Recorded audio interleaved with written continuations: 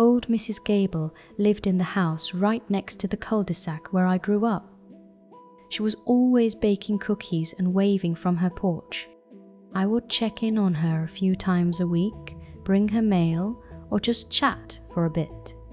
One Tuesday, I had a fresh batch of groceries for her. I walked up her pathway, past the overgrown rose bushes, and noticed her usual trusty sedan was gone. Instead, a beat-up, dark blue pickup truck I would never seen before sat in the driveway, its windows tinted black. A small chill ran up my spine, but I just shrugged it off, thinking it was a relative visiting. I knocked on the door a little harder than usual. The door opened, not by Mrs. Gable, but by a man I would never seen. He was in his late 30s, clean-shaven, with eyes that seemed a little too still. He smiled, a thin, polite smile that did not quite reach his eyes. "Can I help you?" he asked, his voice smooth, almost too calm. He said Mrs. Gable was resting and could not be disturbed. I left the groceries with him, but the whole interaction felt off, like a carefully placed mask. That night, I tried calling Mrs. Gable, but her phone just rang and rang. The next morning, I walked past her house on my way to work. The pickup truck was still there. The curtains, usually open, were all drawn tight. A heavy feeling settled in my stomach. Later that afternoon, I circled back. I knocked again. This time, the man opened the door almost immediately, as if he would been waiting. His smile was gone. He just stared at me, his gaze lingering a moment too long before he said, "She is still not seeing visitors." "I told you that."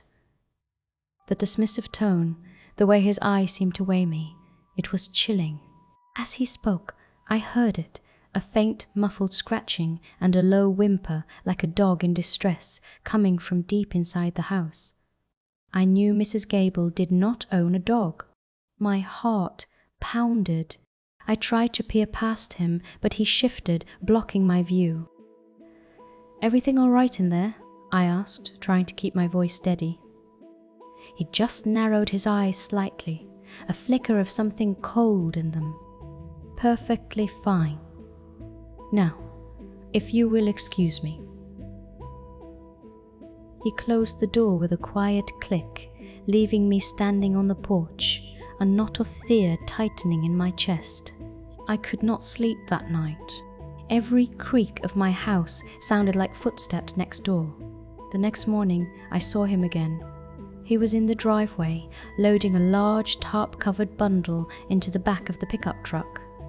It looked heavy, awkward. He kept glancing around, his movements jerky, anxious. He spotted me through my living room window, and our eyes met. This time, there was no polite smile, only a cold, hard glare that promised trouble. I ducked back, my breath catching in my throat. He knew I was watching. He knew. Fear finally overtook my reluctance to interfere. I called the police. I told them everything. The strange man, Mrs. Gable's sudden disappearance, the drawn curtains, the dog's whimper, the bulky bundle. I gave them a description of the truck and the man. I hung up, my hands shaking, and waited. It felt like an eternity. I kept peeking through the blinds, watching his house, half expecting him to come over, to do something. The silence was deafening, except for the frantic thumping of my own heart. Hours later, the sirens started. 2 police cars, then more. They blocked off Mrs. Gable Street. Detectives swarmed the house. They found the dog, Bo, whimpering and malnourished in the basement. They found evidence of a struggle, a lot of it, and eventually they found Mrs. Gable hidden away. The man, it turned out, was her estranged grandnephew, a drifter who had moved in, taken over, and, well, you can imagine the rest.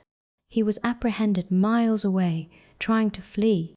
He was trying to take everything she had. They said she would probably been gone for days before I even showed up with those groceries. He must have been watching me through the peephole, playing a part. Every time I drive past that house now, I still see his face, his cold glare right there in the windows. And I hear that dog's whimper, a sound I almost dismissed. It is a chilling reminder that sometimes the greatest dangers are not from monsters in the woods, but from the quiet houses right next door.